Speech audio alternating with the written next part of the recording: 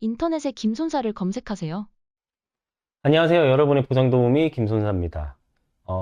오늘도 이제 사례적인 내용을 갖고 여러분에게 보상 정보를 좀 드리려고 영상을 켰습니다.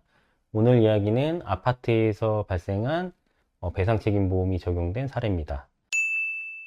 보게 되면은 이제 저 아파트 공동 출입구 문인데, 이쪽 보면 화살표 이쪽 안쪽에 결빙이 있어가지고 피해자분께서 아침에 이제 뭐 일을 보려고 그 공동 출입구에 나왔다가 넘어지면서 발목이 골절된 사례세요.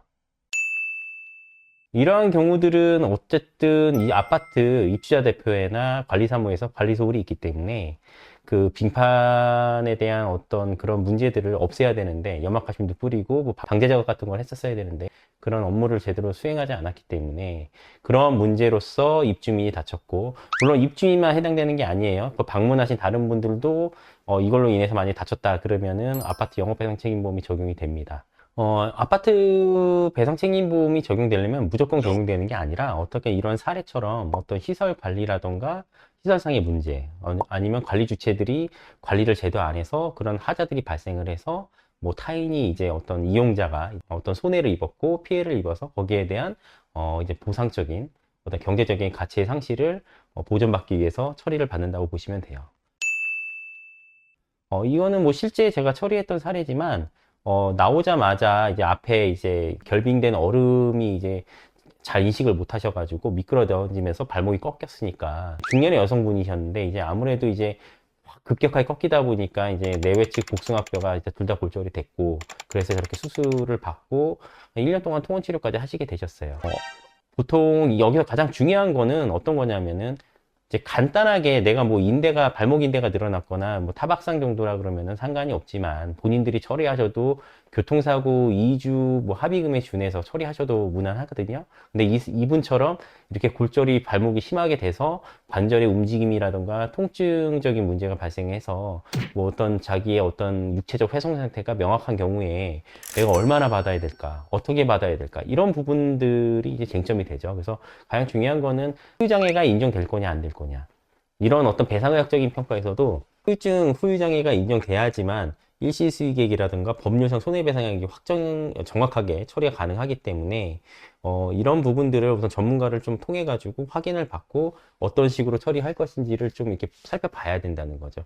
그런 부분이 안 되고 그냥 보험사가 얘기하는 대로, 그냥 보험사가 주장하는 대로, 보험사가 안내하는 대로 뭐 서류 그냥 먼저 제출하시고 그런 부분들로 따라가신다 그러면 보험사에서는 절대 알아서 챙겨주는 부분이 없어요. 그렇기 때문에 더군다나 이런 어떤 배상 책임 보험 같은 경우는 교통사고랑 다르기 때문에 본인들께서 보상받을 게 뭐가 있고, 내가 이런 부분들로 손해를 입었으니까 이런 부분을 지급해 주세요 하고 주장을 하셔야 되거든요. 그래서 그런 부분들이 어떤 법률적인 어떤 손해액을 평가하는 거기 때문에 일반 사회에 계신 분들이 처리하기는 좀 어렵고, 아무래도 고도의 어떤 실무적인 그 능력이 있어야 되니까요. 그래서 될 수 있으면은 주변에 좀 전문가 통해서 알아보시고, 이런 부분들이 나한테 적용되냐, 뭐 이런 후유장애가 발생돼서 손해액이 이제 정당하게 처리될 게 있느냐, 일시이익이 발생하느냐, 뭐 이런 부분들 좀 살펴보셔야 될 것 같아요.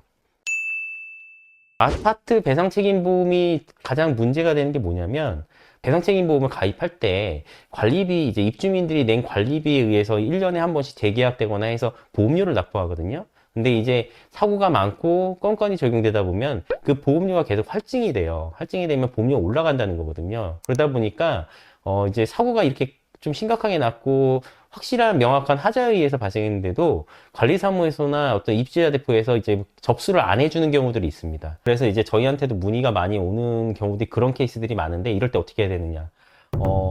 솔직히 말씀드려가지고 그 입주자 대표에다 거기서 접수를 안 해주면 우선 진행은 어려워요. 보험이 어디 보험사에 가입되는지도 모르고 하기 때문에, 본인들께서 입주민이시고 관리비를 납부했기 때문에 여기 정확한 이런 하자에 의해서 사고가 났다면 그러한 보험 보상에 대한 권리를 주장할 수 있는 권리는 있는 거거든요. 그러니까 그러한 내용들을 피력하셔서 강력하게 보험 접수를 요구하시고, 그 다음에 이 어떤 문제로 발생했는지에 대해서 명확하게 입증 자료를 제출을 하셔야 돼요. 뭐 이분처럼 사고 그 위치가 굉장히 결빙돼 가지고 사람들의 보행에 방해가 되거나 문제가 되면 안 되는 위치거든요. 그렇기 때문에 그 당시의 사진, 그다음에 그 당시에 뭐 주변 목격자, 사고 당시에 뭐 병원 가서 의무 기록이나 병원 이렇게 다쳤다는 내용들이 처음에 와서 물어봤을 때 있는 내용들, 그 다음에 뭐 119를 타고 왔으면 119 구급 활동 일지, 뭐 이런 것들 다 제출하셔서 그런 부분들을 입증하셔가지고 강력하게 주장하시면 접수 결국은 안 해줄 수가 없습니다.